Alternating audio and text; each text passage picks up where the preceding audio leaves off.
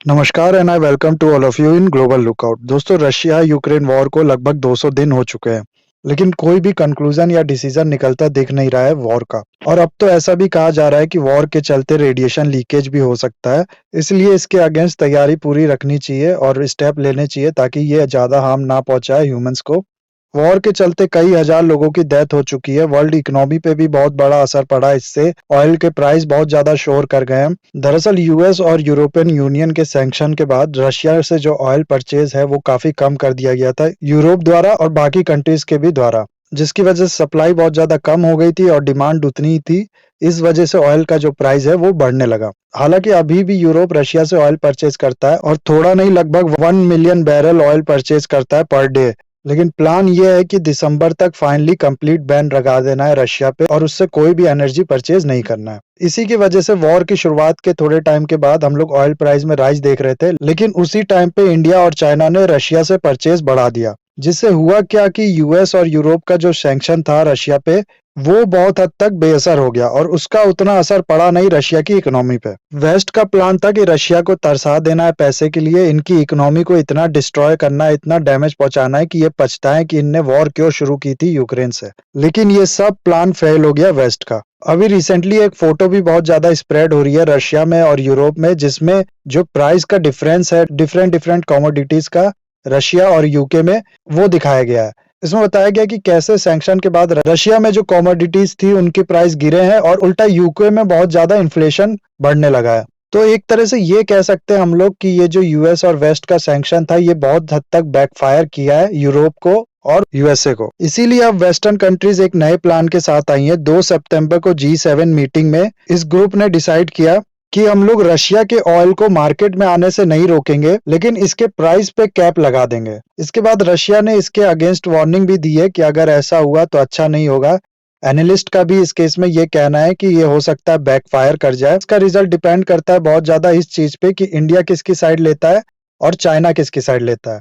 तो क्या है ये ऑयल प्राइस कैप और क्यों इसके लिए इंडिया और रशिया के बीच में टेंशन भी क्रिएट हो सकती है फ्यूचर में, ऐसा कहा जा रहा है। जानेंगे इस वीडियो में और भी बहुत कुछ आप लोग को जानने को मिलेगा इस वीडियो में। बस एंड तक बने रहिएगा और वीडियो अच्छा लगे तो लाइक, कमेंट, शेयर, सब्सक्राइब जरूर कीजिएगा। अपने सैंक्शन की स्ट्रेटेजी को बहुत हद तक फेल होता देख वेस्ट एक नए स्ट्रेटेजी के साथ आया है। इनका कहना है कि हम एक प्राइस कैप लगा देंगे रशियन क्रूड ऑयल पे और रशिया को कहेंगे तुम अपना क्रूड ऑयल इस रेट पे बेचो, इससे ऊपर तुम नहीं बेच सकते। अगर इससे ऊपर तुम बेचोगे तो हम में से कोई भी तुमसे ऑयल नहीं खरीदेगा और ना ही तुमको बेचने देंगे। इससे होगा क्या कि रशियन ऑयल मार्केट में आएगा भी, जिससे ऑयल की शॉर्टेज नहीं होगी और प्राइस बहुत ज्यादा अप नहीं होगा। दूसरा, लो प्राइस के चलते जिन्होंने सैंक्शन के बाद भी रशिया से ऑयल खरीदना बंद नहीं किया था सिर्फ इसलिए कि रशिया चीप ऑयल दे रहा था, उनको भी फायदा मिलेगा इससे। प्लस ये ऑयल बेच के रशिया जो मोटा पैसा कमा रहा था जिससे वो अपने यूक्रेन में उसके जो एक्शन है उसको फंड करता था, वो भी लिमिट हो पाएगा क्योंकि उसको अपना ऑयल सस्ते में बेचना पड़ेगा। तो ये काफी एक स्मार्ट स्ट्रेटेजी थी। इसी के लिए जो G7 कंट्रीज और वेस्टर्न कंट्रीज ज्यादा से ज्यादा कंट्रीज को अपने तरफ लाने में लगी हुई हैं कि वो भी इस स्ट्रेटेजी का पार्ट बने और रशिया के अगेंस्ट इसमें हिस्सा ले। ना एक सवाल आपके मन में बहुत नेचुरल है यहाँ आना कि रशिया आखिर इनकी बात मानेगा क्यों? रशिया क्या पागल हो गया है या उसका दिमाग घूम गया है कि ये कंट्रीज उसको बोलेंगी कि तुम अपना ऑयल सस्ते पे बेचो और वो मान भी लेगा? इसका जवाब ये है कि रशिया क्रूड ऑयल का प्रोडक्शन तो करता है, लेकिन दुनिया भर में इसके सप्लाई के लिए जो शिपिंग कंपनीज और इंश्योरेंस कंपनीज इन्वॉल्व है वो ज्यादातर यूरोपियन और वेस्टर्न कंट्रीज हैं। इन कंट्रीज का बहुत बड़ा डोमिनेशन है शिपिंग और इंश्योरेंस सेक्टर पे और खासकर से इंश्योरेंस कंपनीज पे, जिसके बिना शिपिंग पॉसिबल नहीं है। इसीलिए कई न्यूज़पेपर इस चीज को ऐसे छाप रही है कि जो इंश्योरेंस कंपनीज हैं ये एक्लिस हील हैं रशियन ऑयल्स के लिए। एक्लिस हील आप लोग को पता होगा, जैसे रामायण में रावण की नाभि थी जहां उसकी जान अटकी हुई थी, वैसे ही एक्लिस एशियन ग्रीक लेजेंड में एक हीरोइक फिगर है जिसके हील्स में बाढ़ लगने की वजह से उसकी मौत हुई थी। और ऐसे ही कुछ हो सकता है रशियन ऑयल के शिपिंग के साथ इंश्योरेंस कंपनीज के चलते।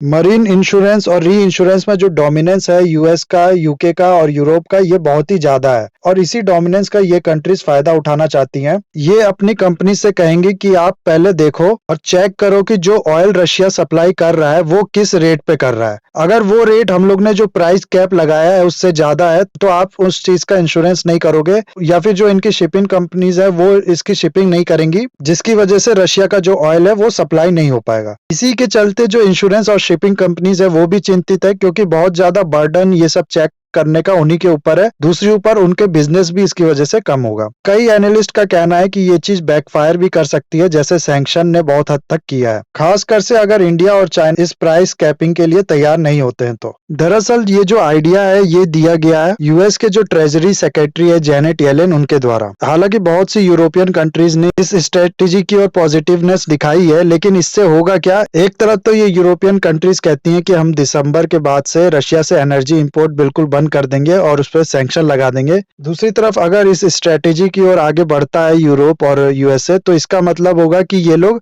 रशियन ऑयल को पूरी तरह से सैंक्शन नहीं कर रहे बल्कि और उसको अलाउ कर रहे हैं मार्केट में आने को। तो इनके खुद के डिसीजन में कॉन्ट्राडिक्शन है। दूसरा, इन लोग ने ये कहा है कि हम लोग जो प्राइस डिसाइड करेंगे वो सारी कंट्रीज के साथ मिलकर डिसाइड करेंगे, जो कि रशिया का जो प्रोडक्शन कॉस्ट है उससे थोड़ा सा ज्यादा होगा, यानी रशिया को प्रॉफिट होगा लेकिन कम प्रॉफिट होगा। तो ये खुद से इस स्ट्रेटेजी की वीकनेस दिखाता है कि ये लोग मिलके पूरी तरह से नहीं रोक पा रहे हैं रशिया का जो प्रॉफिट है उसको लिमिट करने की ओर अब बढ़ रहे हैं। और दूसरी ओर रशिया तो खुद तैयार बैठा है अपना जो ऑयल है वो सस्ते रेटों पे बेचने के लिए। इस रशिया यूक्रेन वॉर और इसके बाद जो सैंक्शन लगाए गए थे रशिया के बाद, उसके बाद हुआ क्या है कि अभी जो रशिया का एक्सपोर्ट है ऑयल का, वो 50% एक्सपोर्ट रशिया करता है इंडिया और चाइना को। और इस G7 की मीटिंग के बाद रशिया ने यह भी कहा है कि हम लोग और अपना जो एक्सपोर्ट है उसको डाइवर्ट करेंगे एशिया में। तो ऑलरेडी ये जो G7 कंट्रीज हैं, Canada, France, Germany, Italy, Japan, UK, US, European union, इनके पास ज्यादा से है नहीं। और दूसरी तरफ रशिया ऑलरेडी ये कह चुका है कि जो कंट्रीज इस प्राइस कैपिंग मैकेनिज्म के लिए एग्री करता है या इसमें पार्ट बनता है उसको हम लोग अपना ऑयल सप्लाई करेंगे ही नहीं। अगर ऐसा होता है तो होगा क्या कि फिर से हम लोग मार्केट में सप्लाई में कमी देखेंगे, जिसकी वजह से प्राइस फिर से बढ़ेगा। टेबल्स यहाँ तब टर्न हो सकती हैं जब इंडिया और चाइना कहे हम लोग भी इस प्राइस कैपिंग मैकेनिज्म से एग्री करते हैं और हम लोग भी इसको सपोर्ट करेंगे, क्योंकि ये कंट्री इस समय 50% रशिया का जो ऑयल का एक्सपोर्ट है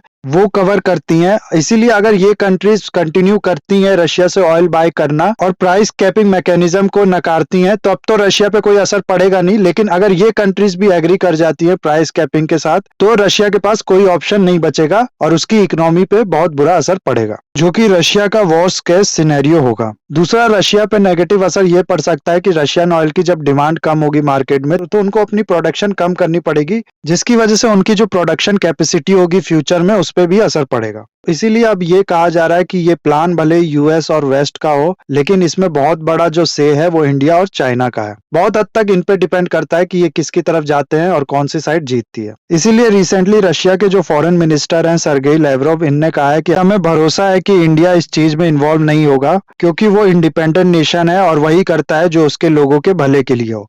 साथ ही साथ इंडिया और रशिया के रिलेशन भी बहुत पुराने हैं, इसलिए इंडिया किसी ऐसे एंटी रशियन प्लान का हिस्सा नहीं बनेगा। लेकिन रिसेंटली इंडिया ने कहा है हम लोग केयरफुली देख रहे हैं और एनालाइज कर रहे हैं Russian oil price cap strategy को, और कुछ लोग का ऐसा भी कहना है कि इसकी पॉसिबिलिटी है कि इंडिया इस चीज में पार्ट बनता है अगर उसको ईरान और वेनेजुएला से ऑयल परचेज करने दिया जाए। तो अगर यूएस ऐसा इंडिया को अलाउ करता है तो हो सकता है इंडिया भी इस प्राइस कैपिंग में सपोर्ट करे यूएस की और वेस्ट की। लेकिन अगर हम लोग इसका बड़ा पिक्चर देखें तो ये कहा जा सकता है कि फ्यूचर में बहुत बड़ी प्रॉब्लम होने वाली है इंडिया को, क्योंकि अब तक रशिया से जो ऑयल परचेज करता था इंडिया, उसके लिए ये रीजन देता था कि हमारे कंज्यूमर की नेसेसिटी है और हम पे मॉरल ड्यूटी है कि हमारे कंज्यूमर को सस्ता तेल प्रोवाइड करें, इसलिए हमारे पास कोई और ऑप्शन नहीं है बल्कि रशिया से ऑयल खरीदने का। अब इसके बाद वेस्ट कहेगा कि ठीक है, अब आप इस प्राइस कैप को सपोर्ट करो, इसके बाद आपको और सस्ता तेल मिलेगा रशिया से। और इंडिया अगर ऐसा करता है तो इंडिया और रशिया के जो डेकेड्स ओल्ड रिलेशन है उस पर असर पड़ेगा इसका, और दोनों के रिश्तों में दरारें आएंगी। और दूसरी तरफ अगर इंडिया ऐसा नहीं करता है तो वो इंडिया का डबल स्टैंडर्ड दर्शाएगा और उसकी वजह से यूरोप और वेस्ट से रिलेशन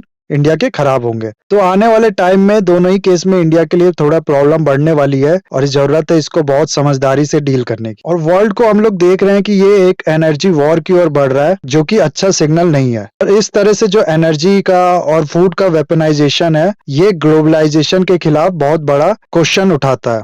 तो खत्म करते गाइस इस वीडियो को। इस वीडियो में इतना ही था। आई होप ये वीडियो आपको अच्छा लगा होगा। इस वीडियो को लाइक, कमेंट, शेयर, सब्सक्राइब जरूर कीजिएगा। That's all. Have a nice day. Take care.